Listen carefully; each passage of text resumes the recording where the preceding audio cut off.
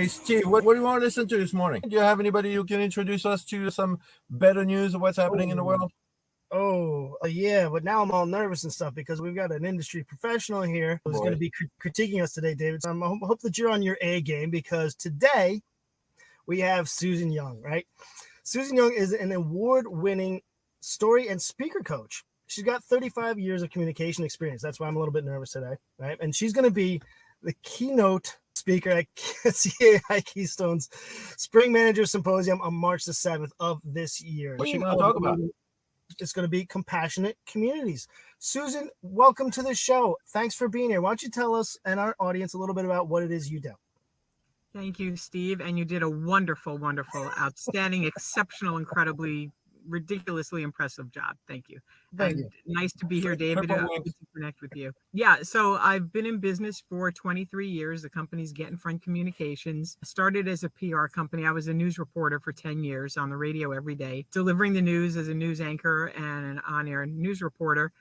Interviewed everyone from homeless people to presidents, won a bunch of awards along the way, and ran Governor Christie Whitman's Office of Radio and TV in Trenton, New Jersey, and worked for a state nonprofit. And in 2000, the entrepreneurial bug bit and started speaking and training and teaching people about communication, about confidence, and about really storytelling, the story that starts in our head, and how we need to kind of get that straight first before we can go out and communicate effectively with other people, whether they're clients or, residents, colleagues, peers, prospects, whoever. So on that for 23 years, I say, and it's been just fascinating, really fascinating and fun. Now, at that particular event, the CAI Manager Symposium, you will be addressing an audience that is mainly property managers in community association, which is condo HOAs. Now, how did you first get involved into this type of industry or this type of segment, so to speak? Yeah, it's interesting because I joined Association Executives. I'm not sure exactly what the acronym, but there are association executives there. And at the time, the pandemic had just hit. So there were a lot of communication adjustments, clearly, as far as on Zoom and not going to the office. And so I did a lot of crisis communication training for this, and also how to communicate internally and externally while you're not in the office, and how to keep a good attitude and all the communication things that I teach. And so I met some folks from CAI as a result of that organization. Can you share with us a little bit about what the topic's going to be at the symposium? I'll let you describe it. Sure. It's about communicating compassion, how to communicate effectively beyond, clicks and really just bring people together. And there's so much compassion fatigue and all that in the associations. And I get it. We've lived personally, my husband and I've lived in associations and subdivisions that are managed by homeowners groups and board members who are just constantly batting heads or whatever, just disagreements, and everybody's got an opinion, and then things go wrong in customer service. So there's just a lot to encompass there. But what I really want to talk about is not so much conflict, but how to bring people together, how to bridge communication gaps. And that's with customer service and body language and vocal vitality and deep, deep listening. So those are some of the highlights of what I'm going to be talking about in March. I look forward to it, especially because, Steve's pretty good at what he does for work. He shows compassion to many people, but never towards me. So I hope some good notes. Pay attention, Steve. But that being said, you mentioned something very important, is there's so much conflict in the industry, board members fighting with each other, fighting with the vendors sometimes.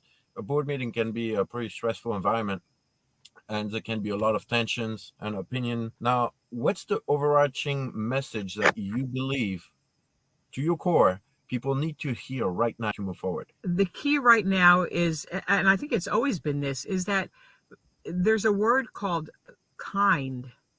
And we've got to remind ourselves that we're working and I'm going to say dealing with human beings and not objects. Be your mother, your brother, your sister, your child, your neighbor, whoever. And so when it comes to customer service, let's say talk is cheap or, whatever it is that, these are human beings. And even if they're not as respectful to you as you might like, or everyone's got their ego and their story that goes on in their heads, and that internal story. We're adults, and how do you like to be treated? So it's really about that kindness and communication that we forget about. And I call it the human factor. Human, H2H. We have to remember that we're all human beings. We all have feelings. We don't have to agree. We don't have to be friends, but we can be friendly and respectful. No, that's so true. And that can be so disconcerting when you run into that experience. Something happened to me just this weekend. I was in Florida. I was having a good time. I went to a store and, I'm buying something silly.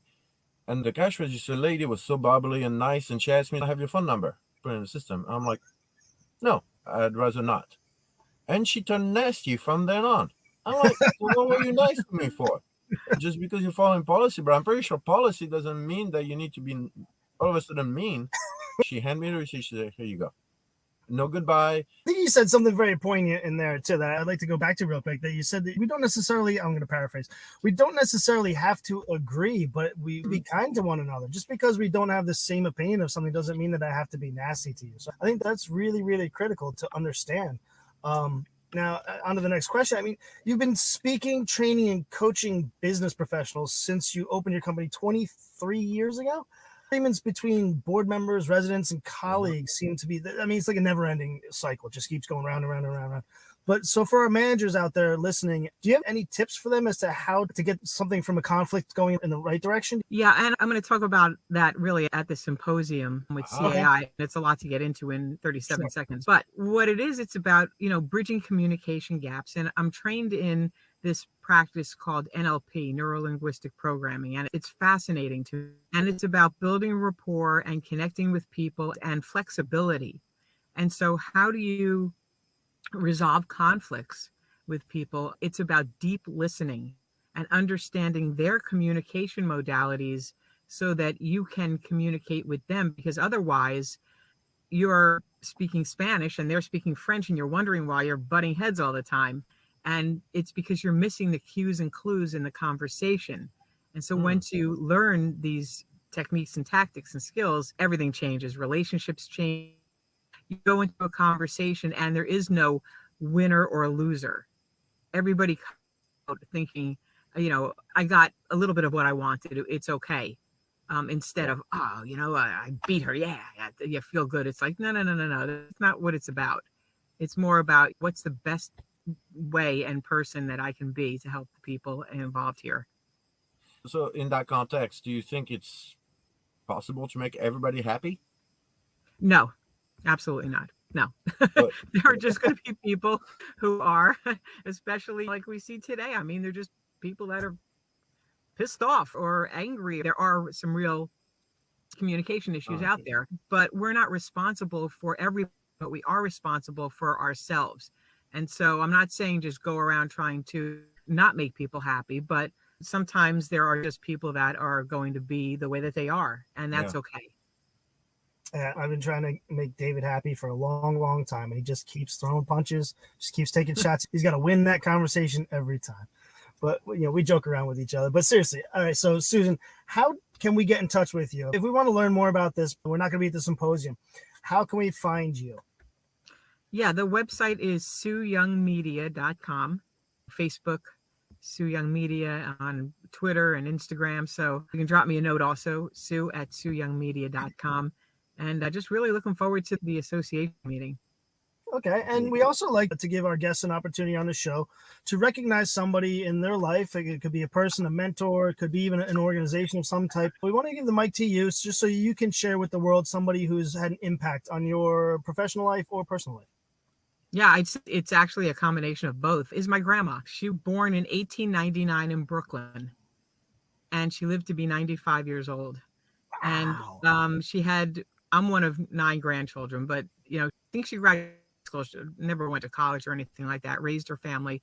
And she had very smart, educated children and grandchildren. You could wallpaper the room with the degrees and the credentials and all that. But who was the smartest person in the family? Mama. Very, very wise. They didn't call it emotional intelligence, but she taught me lessons and our family lessons. She made everybody feel special. She opened the door and greeted people with the same 5 words. When I gave the eulogy at her funeral, it was, what can I give you? And she didn't have money. She didn't have diamonds. She gave of herself. And that is far more priceless. So Mama is my hero, always was. She's been gone a long time, 30 years. And every day, no matter what, just like this, we talk about her. Something happens where it's like, we quote her, wisdom, wise, lessons learned, all of that. Thank you for sharing that. Thank you for sharing that. That was very touching and some good reminders too in just those few words. So CAI Keystone Manager Symposium is going to be on March 7th from 8 a.m. to 2 p.m. at the Green Valley Country Club in Lafayette Hill, Pennsylvania. You're all invited to join this event, flying from wherever you are. If you're from Canada, California, watching the show, just come in for this event, meet Sue, or you can invite her to an event from your chapter. Try to get her to be speaking at one of those events. Susan will speak at our retreat at 12:30 p.m. I hope you have a good rest of your week, everybody. Good rest of your day. Thank you, Steve. Thank you, everyone. Great speaking with you.